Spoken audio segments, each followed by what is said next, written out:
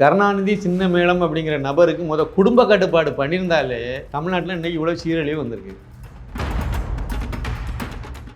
இந்த வழி நடத்தணும் ஒழுக்கம் உள்ளவனா இருக்கணும். அமெரிக்காக்காரன் எதிர்பார்த்தான். ஆனால் இங்கே எப்படி நடந்துருக்கு தமிழகத்தில்? குப்பனும் சுப்பனும் நானும் நீங்களும் ஒழுக்கமாக வாழ்ந்துட்டு இருக்கோம். நம்ம வழி நடத்துகிற ஆட்கள் எல்லாம் எப்படி இருக்காங்க? முதலமைச்சர்கள் எல்லாம். கருணாநிதி அதில் முக்கியமான ஆள். எத்தனை பொண்டாட்டி அவருக்கு?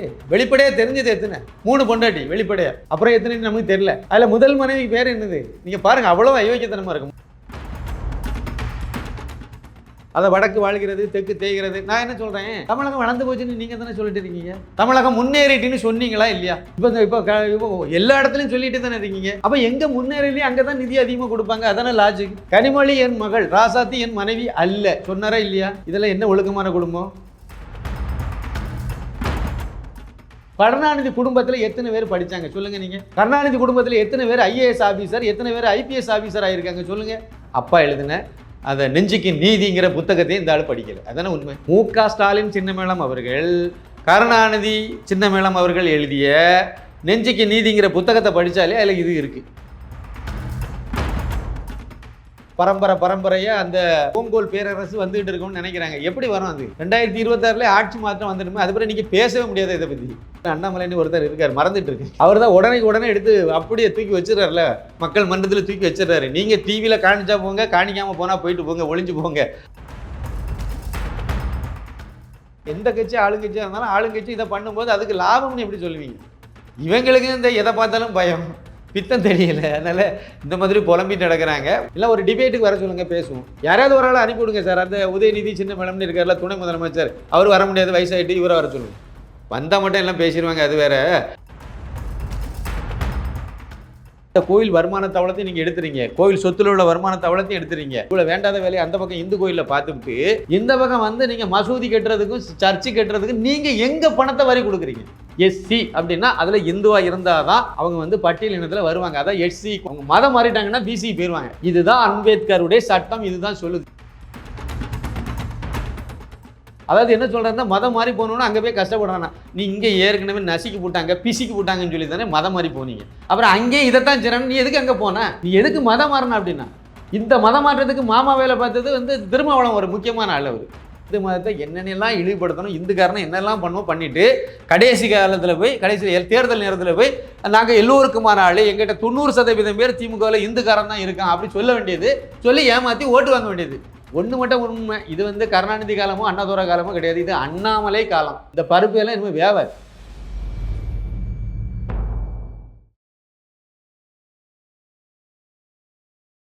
இளைய பாரத நேயர்களுக்கு வணக்கம். இன்றைக்கி நம்ம நேர்காணலில் நம்ம சிறப்பு விருந்தினர் திமுகவை புரட்டி போடுறதுக்காக ரொம்ப நாள் கழிச்சு நம்மளோட இணைந்திருக்கிறார் நம்ம சின்னப்ப கணேசன் அவர்கள் தான். சார் வணக்கம் சார். வணக்கம் வணக்கம் வணக்கம் சார், எப்படி இருக்கீங்க? ரொம்ப நல்லா இருக்கேன். புக்கெல்லாம் கையில் வச்சுருக்கீங்க, என்னது இது? மோடியின் தமிழகம். அது மோடி தமிழ்நாட்டுக்கு என்ன பண்ணாருன்னு நிறைய பேர் இந்த திராவிட மகன்கள் வந்து கிண்டல் பண்ணிட்டு இருப்பாங்க பார்த்தீங்களா? மோடி தமிழ்நாட்டுக்கு என்னங்க பண்ணார் அப்படிங்கிறது. அந்த இதில் அவர் என்னெல்லாம் பண்ணினாருங்கிறத முடிஞ்ச வரைக்கும் தொகுத்துருக்கும் இந்த புக்கில். 368 பக்கங்கள் இருக்கும், 27 அத்தியாயங்கள். இதனுடைய விலை வந்து 350 ரூபா. இந்த புக்கை வெளியிட்டது திரு அண்ணாமலை IPS. மோடியின் தமிழகம் புத்தகத்தினுடைய பேர் இது. கண்டிப்பாக அவசியம் நீங்கள் வந்து வாங்கி இந்த புக்கை படிக்கணும். இதை படித்தா தான் மோடி தமிழ்நாட்டுக்கு என்ன பண்ணார், அதை இவங்க எப்படியெல்லாம் மறைச்சாங்கிறது தெரியும். கூடவே வந்து ஒரு இது என்ன பண்ணியிருக்கோம்னா, கொஞ்சம் சுதந்திர போராட்ட வீரர்கள், மறைக்கப்பட்ட சுதந்திர போராட்ட வீரர்களையும் ஒவ்வொரு அத்தியாயத்திலும் ஒரு முன்னுரை மாதிரி பல்வேறு அத்தியாயங்களில் பயன்படுத்திங்க. ரொம்ப சிறப்பான புத்தகம். கண்டிப்பாக இந்த புக்கை நீங்கள் வாங்கணும். நீங்கள் படிச்சிங்கன்னா நம்ம நண்பர்களுக்கு வாங்கி கொடுக்கணுங்கிறது என்னுடைய ஒரு வேண்டுகோள். நம்பர் சொல்கிறேன், 90945641 9093456441. இதுதான் வந்து வாட்ஸ்அப் நம்பர், இதுதான் ஃபோன்பே நம்பர், இதுதான் ஜிபே நம்பர். வாட்ஸ்அப்பில் அட்ரஸ் அனுப்புங்க, எத்தனை புத்தகங்கிறத போட்டு விடுங்க. ஜிபே அல்லது ஃபோன்பேயில் பணத்தை அனுப்புங்க. தமிழகத்தில் வந்து கொரியர் செலவோட சேர்த்து வந்து 400 ரூபா அனுப்ப வேண்டியது இருக்கும் ஒரு புக்குக்கு. மற்ற மாநிலங்களுக்கு 450 ரூபா. அவசியம் வாங்கி படிங்க. எனக்கு உதவுறதை நினச்சி கூட நீங்கள் வாங்கினமே அப்படிங்கிறனால ஒரே ஒரு அத்தியாயத்தையாவது படிச்சிருங்க. படிச்சிட்டிங்கன்னா போதும், கண்டிப்பாக நிறைய பேருக்கு இதை பற்றி நீங்களே சொல்லுவீங்க. சரி, ஓகே சார். சரி, இப்போ வந்து கனிமொழி அவர்கள் நேற்றுக்கு வந்து பாராளுமன்றத்தில் வந்து ஒரு விஷயத்தை சொல்லியிருக்காங்க. அதாவது சென்ட்ரல் கவர்மெண்ட் எங்களுக்கு நிதி ஒதுக்க மாட்டேங்கிறாங்க அப்படின்னு சொல்லியிருந்தாங்க கூட பரவாயில்ல சார். ஆனால் அவர் சொல்கிற குற்றச்சாட்டு என்னென்னா, தமிழ்நாட்டில் வந்து பாப்புலேஷன் கம்மியாக இருக்குது, நார்த் இந்தியாவில் இருக்கக்கூடிய சில ஸ்டேட்ஸ் எல்லாம் பாப்புலேஷன் அதிகமாக இருக்குன்ற காரணத்துக்காக அவங்களுக்கு அதிகமான நிதியும் நம்ம தமிழ்நாட்டுக்கு நிதி கம்மியாக கொடுக்குறாங்க அப்படின்ற மாதிரி ஒரு குற்றச்சாட்டு வச்சுருக்காங்களே, அதை நீங்கள் எப்படி பார்க்குறீங்க? கருணாநிதி இருக்கார் பார்த்தீங்களா, அந்த கருணாநிதி சின்னமேளம் அப்படிங்கிற நபருக்கு குடும்ப கட்டுப்பாடு பண்ணியிருந்தாலே தமிழ்நாட்டில் இன்றைக்கி இவ்வளோ சீரழிவு வந்திருக்கு. அதானே உண்மை. பாப்புலேஷன் இங்கே கம்மியாக இருக்குது, நாங்கள் குடும்ப கட்டுப்பாடு பண்ணனால இங்கே பாப்புலேஷனை நாங்கள் கண்ட்ரோல் பண்ணியிருக்கேன்னு சொல்கிறாங்க. கருணாநிதி இருந்தில் ஆரம்பிச்சிருக்கணும், கருணாநிதியில் கண்ட்ரோல் பண்ணியிருக்கணும்.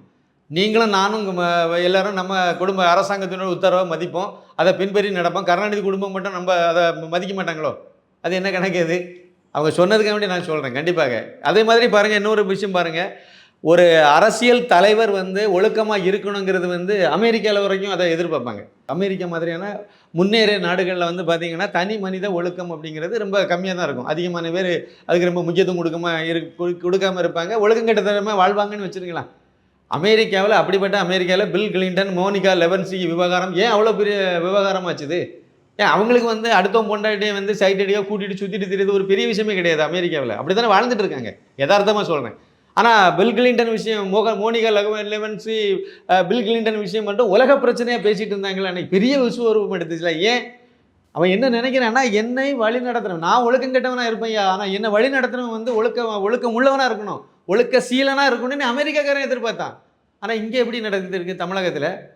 குப்பனம் சுப்பனம் நானும் நீங்களும் ஒழுக்கமாக வாழ்ந்துட்டு இருக்கோம். நம்ம வழி நடத்துகிற ஆட்களெல்லாம் எப்படி இருக்காங்க? முதலமைச்சர்கள் எல்லாம் தமிழகத்தில் அப்படியே கொஞ்சம் பின்னோக்கி பாருங்கள். கருணாநிதி அதில் முக்கியமான நாள். எத்தனை பொண்டாட்டி அவருக்கு வெளிப்படையாக தெரிஞ்சது? எத்தனை? 3 பொண்டாட்டி வெளிப்படையாக. அப்புறம் எத்தனை நமக்கு தெரில. அதில் முதல் மனைவிக்கு பேர் என்னது? நீங்கள் பாருங்கள், அவ்வளோ அயோக்கியத்தனமாக இருக்கும். முதல் மனைவிக்கு பேர் என்னது? பத்மாவதி. அவங்களுக்கு பிறந்தது யார்? மூக்கா முத்து. 2வது மனைவி யார்? தயாளு. அப்புறம் தயாளு அவங்களுக்கு பிறந்தது யார்? மூக்கா அழகிரி, மூக்கா ஸ்டாலின், அப்புறம் மூக்கா தமிழரசு, அப்புறம் செல்வி. இதுவும் பார்த்தாதுன்னு அடுத்து தான் தர்மாம்பாள் என்ற கனிமொழிக்கு அம்மா. அவங்க பேர் ஒரிஜினல் பேர் தர்மாம்பாள். அப்புறம் ராசாத்தினி மாற்றி வச்சுட்டீங்க. அப்புறம் அவர் குழந்தை பிறக்கும் போதே என்ன பிரச்சனை சொல்லிட்டு இருந்து சட்டசபையில் என்ன சொன்னார்? கனிமொழி என் மகள், ராசாத்தி என் மனைவி அல்ல சொன்னாரா இல்லையா? இதெல்லாம் என்ன ஒழுக்கமான குடும்பம்? என்ன இவங்களை தான் நீங்கள் முதலமைச்சர் ஆக்கி வச்சிருந்தோம். அப்போ எந்த அளவுக்கு மோசமாக இருக்குன்னு பாருங்கள். அமெரிக்காவில் தனிமனித ஒழுக்கம் இல்லாதவன் தங்களை வழி நடத்துறவன் ஒழுக்கமாக இருக்கணும்னு எதிர்பார்க்குறான். இங்கே தனிமனித இதெல்லாம் ஒழுக்கத்தோடு நம்ம வாழ்ந்துட்டு இருக்கோம். நம்மளை வழி நடத்துகிறவங்கெல்லாம் என்ன யோக்கியத்தில் இருக்காங்கிறதுக்கு நான் அந்த உதாரணத்தை நான் சொன்னேன். குடும்ப கட்டுப்பாடை பற்றி இவங்க பேசிகிட்டு இருக்காங்க. அங்கே பாப்புலேஷன் கண்ட்ரோல் பண்ணோம் நாங்கள் எங்களுக்கு, ஆனால் எங்களுக்கு ஒன்றுமே தரல. ஆனால் எல்லாம் மத்திய அரசு மற்ற மாநிலங்களுக்கெல்லாம் அள்ளி அள்ளி கொடுக்குது. அதாவது இவங்களுக்கு அது ஒரு அதை வடக்கு வாழ்கிறது தெற்கு தேய்கிறது. நான் என்ன சொல்கிறேன், தமிழகம் வளர்ந்து போச்சுன்னு நீங்கள் தானே சொல்லிட்டு இருக்கீங்க. தமிழகம் முன்னேறிட்டுன்னு சொன்னீங்களா இல்லையா? இப்போ எல்லா இடத்துலையும் சொல்லிட்டு தானே இருக்கீங்க. அப்போ எங்கே முன்னேறலையும் அங்கே தான் நிதி அதிகமாக கொடுப்பாங்க. அதானே லாஜிக். ஒரு நாடு அப்படின்னா எந்த பக்கம் அதிகமாக 5 குழந்தை இருக்காங்கன்னா ஒருத்தன் நோய்வாய்ப்பட்டிருக்கான்னா நோய்வாய்ப்பட்டிருக்கணும் தான் அதிகமாக செலவு பண்ணுவாங்க. ஏன்னா பண்ணி ஆகணும், அவனை குணப்படுத்தணும், நோயிலேருந்து காப்பாற்றணும், அவனுக்கு அதிகமாக கொடுக்கணும், ஊட்டச்சத்து கொடுத்து அவனையும் மற்றவங்கள மாதிரி ஆக்கணும். ஒருத்தன் அரசாங்க ஊழியர் இருக்கா, நல்லா சம்பாதிக்க, ஒரு 80,000 ரூபா 90,000 ரூபா சம்பளம் வாங்குற மாதம் வாங்குறாரு. இன்னொருத்தர் வேலை இல்லாமல் அலைஞ்சிட்டு இருக்காருன்னா இவர்கிட்ட வாங்கி அவருக்கு கொடுத்தது தானே ஆகணும். அதானே இயல்பு. ஒரு வீட்டில் எப்படி இருக்கும்போது ஒரு நாட்டில் என்ன இருக்கும் அதே தானே. வீட்டை அடிப்படையை வச்சு தானே நாடே இருக்குது. இப்போ நாட்டிலையும் எங்கே தேவையோ எங்கேருந்து எங்கே அதிகமாக அப்படி பார்த்திங்கன்னா தமிழ்நாட்டில் கொங்கு மண்டலத்தில் அதிகமான உற்பத்தி நடக்குது. அவன் தான் அதிகமாக வரி கட்டுறான். அதிகமான வருமானம் கொங்கு மண்டலத்துலேருந்து வருது. ஆனால் ராமநாதபுரத்தில் போய் பார்த்தீங்கன்னா அங்கே இல்லை, விருதுநகரில் போய் பார்த்தீங்கன்னா இல்லை. அங்கே வருமானம் ரொம்ப கம்மியாக இருக்குது. இதை ஒப்பிட்டு பார்க்கும்போது ரொம்ப கம்மியாக இருக்குது. அதனால் நீங்கள் எல்லா இதையும் கொங்கு மண்டலத்திலே ரோடு போட்டாலும் கொங்கு மண்டலம், பாலம் கட்டினாலும் கொங்கு மண்டலம் அப்படியே போட முடியுமா உங்களால்? கோயம்புத்தூர் ஏரியாவிலே பண்ணுவீங்களா? தேவையான அளவுக்கு பண்ணணும். ஆனால் அதே சமயத்தில் இங்கேயும் போடணும்ல.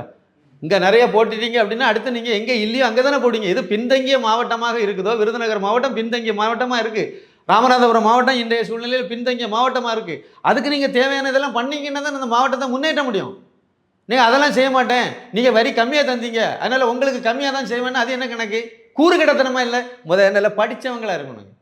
கருணாநிதி குடும்பத்தில் எத்தனை பேர் படித்தாங்க சொல்லுங்கள் நீங்கள்? கருணாநிதி குடும்பத்தில் எத்தனை பேர் ஐஏஎஸ் ஆஃபீஸர், எத்தனை பேர் ஐபிஎஸ் ஆஃபீஸர் ஆகியிருக்காங்க சொல்லுங்கள்? கருணாநிதி குடும்பத்திலேருந்து எத்தனை பேர் டாக்டர் ஆனாங்க, எத்தனை பேர் என்ஜினியர் ஆனாங்க? இன்னும் டாக்டர் இன்ஜினியர் சர்வசாதாரணமாக அவங்களால முடியும். முதலமைச்சர் கருணாநிதியாக இருந்திருக்காரு. அவர் நினைச்சா யாரை வேணாலும் எம்பிபிஎஸ் ஆக்க முடியும். அப்படி தான் மற்றவங்களை ஆக்கினதான் இன்னைக்கு வரைக்கும் சொல்லிட்டு இருக்காங்க. உண்மையிலேயே அது நடந்துச்சு. அவங்களுக்கு எம்எல்ஏ அமைச்சருக்கு உள்ள கோட்டா, அப்புறம் முதலமைச்சர் நினைச்சா யாரை வேணாலும் அடிப்படை தகுதி இருக்கணும். இருந்துச்சா நீங்கள் எம்பிபிஎஸ் டாக்டர் ஆக்கிடுவீங்க. கவர்மெண்ட் அரசாங்க காலேஜிலே சேர்த்து விட்ருவீங்க. அப்படி இதோட ப்ரைவேட்லன்னா அது காசு கொடுத்து சேர்ந்து படிக்கலாம். கருணாநிதி குடும்பத்துலேயும் படிக்கல. கனிமொழி ஏன் சார் எம்பிபிஎஸ் டாக்டர் ஆகலை? அது சொல்லுங்கள். ஐஏஎஸ் ஐபிஎஸ் கூட விடுங்க, எம்பிபிஎஸ் ஆகலாம்ல. அப்போ அதுக்கே தகுதி இல்லைல்ல, அதுக்கே தகுதி கெட்ட ஒரு அம்மா தானே அது. ஸ்டாலின் என்ன சின்ன மேளம் இருக்காரு, இவர் எதுக்கு ஆகலை?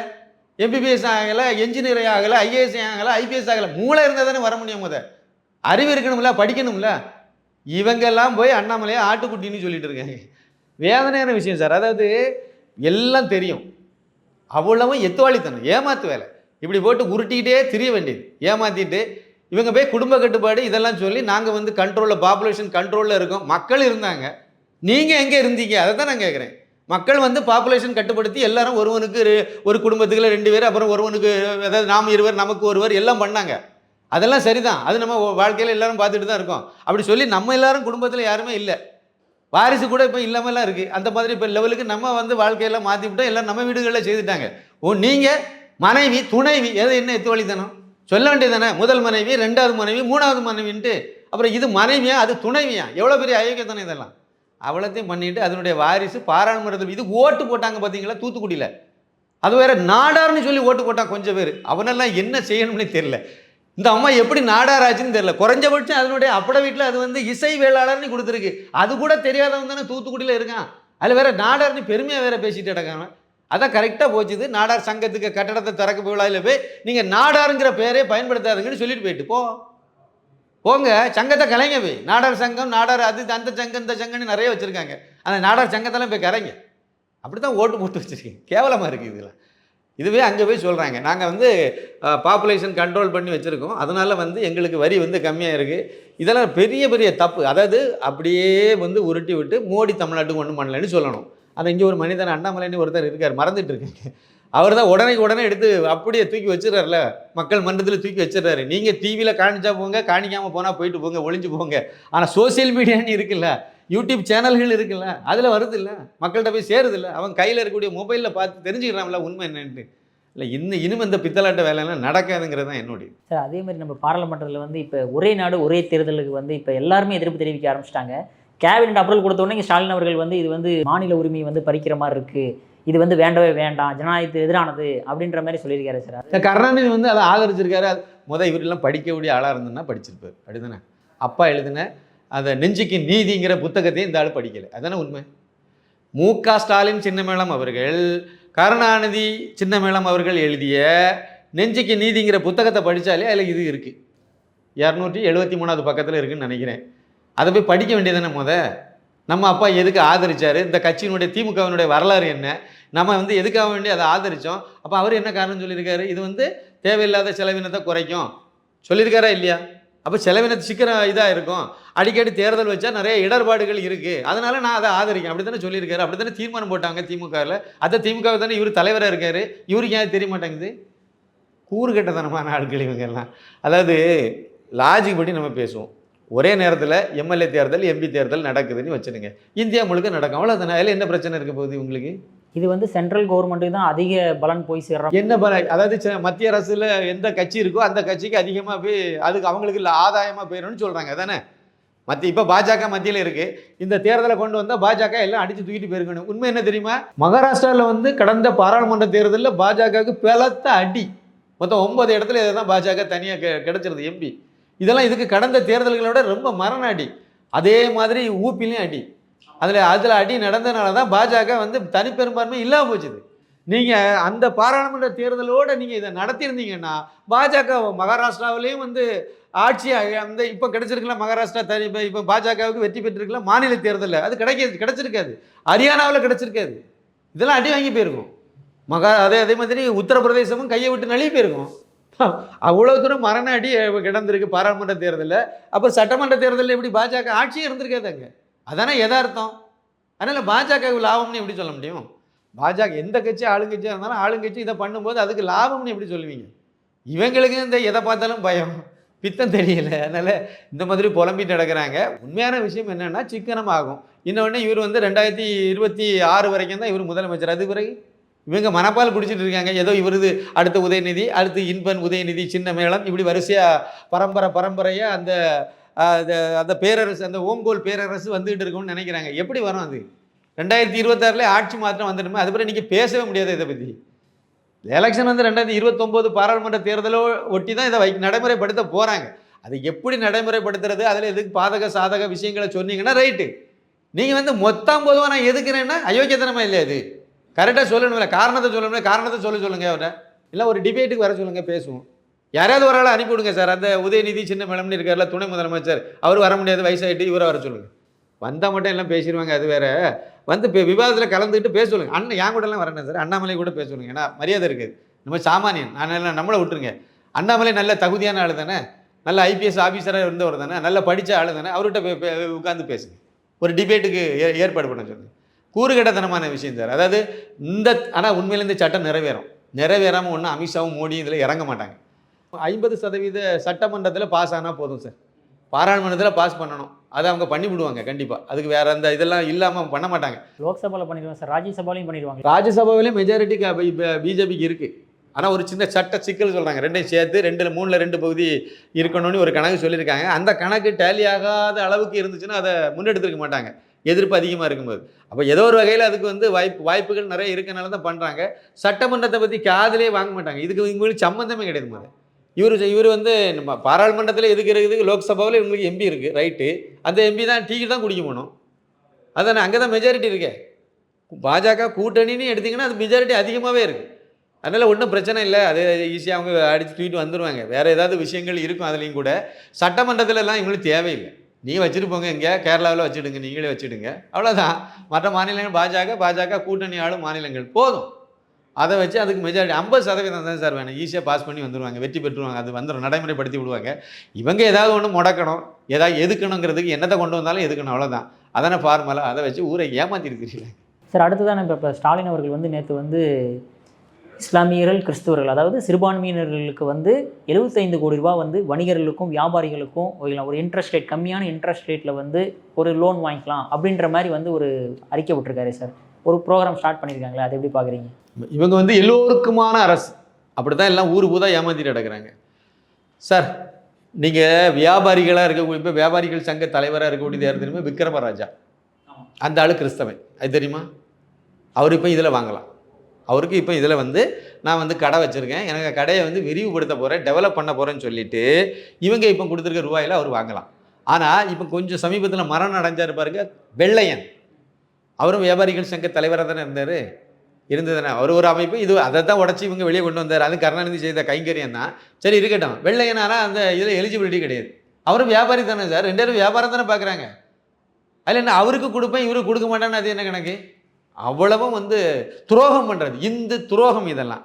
அதாவது எப்படின்னா 1999 அப்போ யார் முதலமைச்சர்னா கருணாநிதி.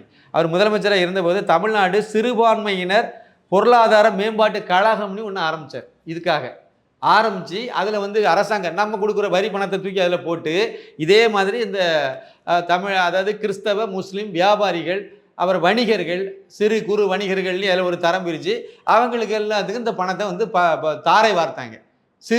ரொம்ப கம்மியான வட்டியில் அப்படியே கொடுத்துட்டு இருந்தாங்க. இப்போ நீங்கள் சொல்லக்கூடிய 75 கோடி ரூபாய் இப்போ அதுக்கு தான் ஒதுக்கியிருக்காங்க. அதன் மூலமாக இந்த வியாபாரிகள் இதுக்கெல்லாம் கொடுக்குறேன்னு சொல்லி அது ஒரு இது. இன்னொரு இது என்னென்னா, இன்னொரு பக்கம் என்ன பண்ணிட்டு இருக்காங்கன்னா, சர்ச்சில் வந்து எங்கெங்கெல்லாம் அந்த சர்ச்சு, அதாவது இது இப்போ சர்ச்சு கீழே ஒரு மாடி இப்படி இருக்குது, இதுக்கு இன்னும் எடுத்து கட்டுறதுக்கு இன்னொரு அமௌண்ட்டு கேட்டால் நாங்கள் விரிவுபடுத்துகிறோம், இதை புதுப்பிக்கிறோம் அப்படிங்கிற பேரில் சர்ச்சை வந்து அரசாங்கத்து கண்ட்ரோலில் என்னது இருக்குது, கோவில்களெல்லாம் இருக்குது. அதுக்கு இந்து அறளைத்துறைன்னு வச்சுருக்கீங்க. அந்த கோவில் வருமான தவளத்தையும் நீங்கள் எடுத்துறீங்க, கோவில் சொத்தில் உள்ள வருமான தவளத்தையும் எடுத்துறீங்க, நகையை வேற உருக்கிட்டு அடைக்கிறீங்க. இவ்வளோ வேண்டாத வேலையை அந்த பக்கம் இந்து கோயிலில் பார்த்துக்கிட்டு இந்த பக்கம் வந்து நீங்கள் மசூதி கட்டுறதுக்கும் சர்ச்சு கட்டுறதுக்கும் நீங்கள் எங்கே பணத்தை வரி கொடுக்குறீங்க? உங்கள் அப்பா வீட்டு பணமானே கொடுக்குறீங்க. நீங்கள் ஏதாவது ஒரு அறிவு வேண்டாமா? நீங்கள் உங்கள் திமுகவுடைய நிதி இருக்குல்ல, முரசொலி அறக்கட்டளைலாம் வச்சுருக்கீங்களா, அதிலிருந்து நீங்கள் வாரி கொடுங்க, யாரும் கேட்க மாட்டாங்க, கண்டிப்பாக கேட்க மாட்டாங்க. கேட்குறதுக்கு ரைட்ஸ் கிடையாது, நீங்கள் தாராளமாக கொடுத்துட்டு போகலாம்.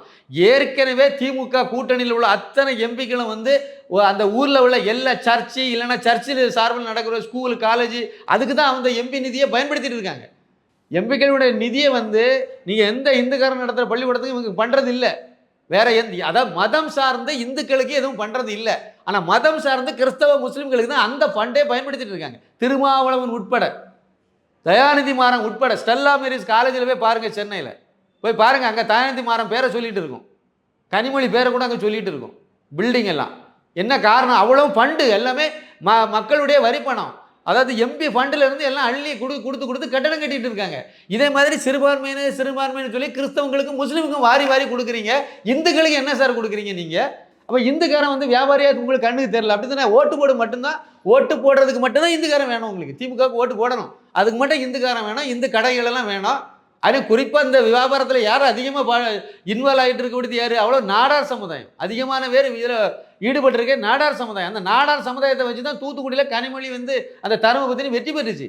இன்னைக்கு வந்து அந்த மக்கள் அவ்வளோ அதில் கிறிஸ்தவனுக்கு மட்டும் நாங்கள் கொடுப்போம், இந்துக்காரனுக்கு கொடுக்க மாட்டோம்னா இது என்ன கணக்கு சார் இது? ஏன் அவனுக்கு பொண்டாட்டி பிள்ளைகள் கிடையாதா? இல்லைன்னா அவங்க வந்து இந்த இதை வச்சு அந்த தொழிலை வந்து அபிவிருத்தி பண்ண மாட்டாங்களா? இப்போ என்ன அயோக்கியத்தனம் இது? ஒரு இலையில நீங்கள் வந்து நல்ல வடை பாயாசம் எல்லாம் வச்சு நல்ல சாப்பாடு கொடுப்பீங்க, அதுவும் வந்து நம்ம பாக்கெட்டில் இருக்கக்கூடிய பணத்தை எடுத்து போட்டு நல்லா கொடுத்துட்டு போகிறீங்க. இன்னொரு இடத்துல இலையில வெறும் பச்சை மண்ணெல்லாம் அள்ளி வைக்கிறீங்க. எவ்வளோ பெரிய தப்பு இது? கண்டிப்பாக இதுக்கு எல்லாத்துக்கும் சேர்த்து அடுத்த வருஷம் அதை அடுத்து 2026 வரக்கூடிய சட்டமன்ற தேர்தலில் ஒவ்வொரு இந்துக்காரனும் இதை யோசிக்கணும். அதில் ஓட்டு போடணும், மாற்றி போட்டே ஆகணும். திமுகவில் இதுக்கு முன்னாடி ஓட்டு போட்ட இந்துக்காரனை கண்டிப்பாக யோசிக்கணும். அதில் இந்த வியாபாரிகளெல்லாம் கண்டிப்பாக யோசிக்கணும். கண்டிப்பாக இது எவ்வளோ பெரிய தப்பு இது? வியாபாரிகள் தானே கஷ்டப்படுற வியாபாரி, நான் கூட கொஞ்சம் ரூபாயை கொடுங்க, எல்லாரும் பயன்பெற்றுட்டு போட்டு அதில் என்ன தப்பு இருக்குது? ஏற்கனவே சர்ச்சைக்குன்னு கொடுக்குறீங்க, அப்புறம் நாகூர் தர்காவுக்கு வந்து அங்கே கஞ்சி வைக்கணும்னு தனியார் ரூபா கொடுக்குறீங்க, அப்புறம் ரம்ஜான் நோன்புக்கு கஞ்சி வைக்கணும்னு சொல்லிட்டு எல்லாம் டன்னு கணக்கில் அள்ளி கொடுக்குறீங்க. 4000 டன் 5000 டன் அரிசியெல்லாம் கொடுத்துட்டு அடைக்கிறீங்க. இதெல்லாம் எந்த பணத்தில் இருந்து கொடுக்குறீங்க? ஒன்று அந்த மசூதியெல்லாம் அரசாங்க இது கட்டுப்பாட்டில் கொண்டு வாங்க, அதனுடைய வருமானம் அவ்வளோ நீங்கள் கொண்டு வந்துட்டு நீங்கள் செய்தீங்கன்னா பரவாயில்ல. அவ்வளோ நம்ம வரி பணத்துலேருந்து கொடுத்து அவங்க இதில் இருக்கக்கூடியதெல்லாம் அவங்க எடுத்துக்குவாங்களாம், ஆனால் அள்ளி கொடுக்கணுமா? அதோட சேர்த்து இன்னும் சில அயோக்கியத்தனத்தையும் பண்ணி வச்சாங்க. நேற்று பண்ணார் முதலமைச்சர். என்ன அப்படின்னா, இந்த கிறிஸ்தவ முஸ்லீம்கள் நடத்தக்கூடிய காலேஜுகளுக்கெல்லாம் வந்து அப்படியே இதுக்கு முன்னாடி அனுமதி இருந்துச்சுல்ல, இப்போ வந்து முழு அங்கீகாரம் கொடுத்துட்டாங்க. அனுமதி மட்டும் வச்சுட்டு எல்லாம் தனியார் காலேஜ் இதெல்லாம் இது என்ஜினியரிங் காலேஜ் எல்லாம் அதெல்லாம் இந்துக்காரன் நடத்தினா அங்கீகாரம் கிடையாது. நீ தான் சம்பளம் கொடுக்கணும், நீ தான் எல்லாம் பண்ணணும் போ அப்படின்ட்டு. ஆனால் சிறுபான்மையினர், நான் கணேசன் இப்போ, ஆனால் ஏன்னா எனக்கு கிடையாது, நான் இப்போ என் பேரை ஜோசப்னு மாற்றிட்டேன்னா ஒன்றும் கிடையாது. என்ன சார் இது? இதே மாதிரி தான் இந்த பட்டியலின சமுதாயத்தில் இதே அதுக்கு எதிரான வேலையை தான் பார்த்துட்டு இருந்தார் மு.க. ஸ்டாலின். அதில் என்ன வேலையை பார்த்தாரு தெரியுமா? அங்கே ஒரு தனி தீர்மானம் நிறைவேற்றினாங்க சட்டசபையில். என்ன கணக்கு தெரியுமா? மதம் மாறிய பட்டியலின சமுதாயத்தில் இந்துவாக இருந்தால் மட்டும்தான் பட்டியலின சமுதாயத்தில் இருக்க முடியும். எஸ்சி அப்படின்னா அதில் இந்துவாக இருந்தால் தான் அவங்க வந்து பட்டியலினத்தில் வருவாங்க. அதான் எஸ்சி கோட்டாவில் வருவாங்க. எஸ்சியோ எஸ்டியோ அதில் வரணும் அப்படின்னா அவங்க இந்துவாக இருக்கணும். அவங்க மதம் மாறிட்டாங்கன்னா பிசி போயிடுவாங்க. இதுதான் அம்பேத்கருடைய சட்டம், இதுதான் சொல்லுது. சட்டம் இப்படி தான். மதம் மாறிட்டாலே அதுக்கு பிறகு அவங்க வந்து பிசி போயிடுவாங்க. அதுக்கு பிறகு அந்த பட்டியலின இது கூட எந்த ஒரு சலுகைகளையும் உரிமைகளையும் அனுபவிக்கக்கூடாது. தமிழ்நாட்டு அரசாங்கத்தில் எத்தனை பேர் மதம் மாறி போனவன் எஸ்சியை வந்து அதிகாரி இந்துன்னு சொல்லியே இந்து ஆதி திராவிடர்னு சான்றிதழ் கொடுத்தே வந்துட்டு இருக்காங்க தெரியுமா? வன்னி அரசுன்னு ஒருத்தர் இந்த விடுதலை சிறுத்தைகள் இருக்கார்ல, அவர் போன தடவை எந்த தொகுதியில் நின்னார்னு நினைக்கிறீங்க? தனித்தொகுதியில் நிற்கணும்னா அடிப்படையில் அவர் இந்துவாக இருந்து ஆகணும். வெறுமனே வந்து பறையர் இல்லை பல்லர் இல்லை இது மாதிரி அதுக்கு உள்ளால வரக்கூடிய ஏதாவது ஒரு சமுதாயத்தில் இருக்கலாம், அது எதில் வேணாலும் இருக்கலாம். ஆனால் இந்துவாக இருக்கணும், அது முக்கியம். இந்துவாக இருந்தால் மட்டும்தான் அவங்க எஸ்சி கோட்டாவில் வர முடியும், எஸ்டி கோட்டாவில் வர முடியும், தனித்தொகுதியில் போட்டியிட முடியும். இவர் எப்படி நின்னாரு? ராசா மதம் மாதிரி போயிட்டாரா இல்லையா? எல்லாருக்கும் தெரியும்ல. அவர் எப்படி சார் நீலகிரி தொகுதியில் நின்று எம்பி ஆனார்? சட்டத்தெல்லாம் கேலி கூத்தாக்கூடிய விஷயம். அதே தான் இவர் பண்ணார். ஏற்கனவே வந்து ஜிஓ போட்டு அந்த படிப்பு உதவித்தொகை அது இதெல்லாம் வந்து மதம் மாறி போனவங்களுக்கும் வந்து அள்ளி கொடுத்தாச்சு. மதம் மாறி போனவங்களுக்கும் எஸ்சியிலேருந்து மதம் மாறி பட்டியலினத்தில் உள்ளவங்க மதம் மாறி போனவங்களுக்கும் இவங்க என்னெல்லாம் சலுகை உரிமையெல்லாம் வாங்குறாங்களோ இதேமாதிரி படிப்பு உதவித்தொகைங்கிற பேரில் எல்லாமே கொடுத்தாச்சு. எங்கே கொடுக்கலன்னா இடஒதுக்கீடு கொடுக்கல. இப்போ இடஒதுக்கீடை கொடுக்கறது இவர் ஒரு தனி தீர்மானம் நிறைவேற்றி மோடிக்கு அனுப்பி வச்சிருக்காரு. யார்? நம்ம முதலமைச்சர் மு.க. ஸ்டாலின் சின்ன மேளம் அவர்கள் அனுப்பி வச்சிருக்காங்க. என்னத்துக்கு அனுப்பி வச்சிருக்காரு? அதாவது என்ன சொல்கிறாருன்னா, மதம் மாறி போனோன்னா அங்கே போய் கஷ்டப்படுறானா, நீ இங்கே ஏற்கனவே நசிக்கு போட்டாங்க பிசிக்கு போட்டாங்கன்னு சொல்லி தானே மதம் மாறி போனீங்க, அப்புறம் அங்கேயும் இதைத்தான் செய்றாங்க, நீ எதுக்கு அங்கே போன? நீ எதுக்கு மதம் மாறின? அப்படின்னா இந்த மதம் மாற்றத்துக்கு மாமா வேலை பார்த்தது வந்து திருமாவளவன் ஒரு முக்கியமான ஆள். அவர் நீங்கள் எல்லாரும் வந்து ஏசப்பா வந்து அங்கே போனால் அவங்களுக்கு ஆறுதல் கிடைக்கும், அதனால் போனாங்கன்னு சொன்னார் அவர். அதே மாதிரி எல்லாரும் கிறிஸ்டின் முஸ்லீமெல்லாம் போங்கன்னு சொன்னார் அவர்.